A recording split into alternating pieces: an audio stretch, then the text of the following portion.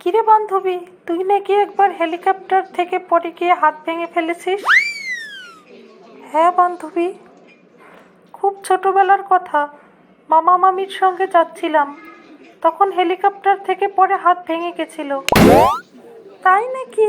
পরে কি তুই মারা গেছিলি না বেঁচে ছিলি?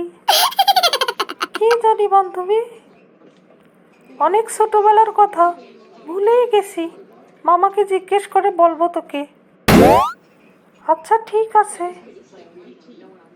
একটা কথা শুনলাম, তোর ছোট কাকা নাকি হার্ট ফেল করেছে।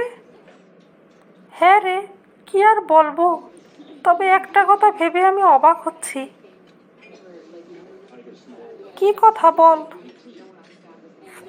আমার কাকা সব পরীক্ষায় পাশ করে, শুধু তাই নয়, প্রথম স্থান অর্জন করে, কিন্তু এই পরীক্ষায় কিভাবে ফেল করলো তাই তো বুঝতে পারলাম না।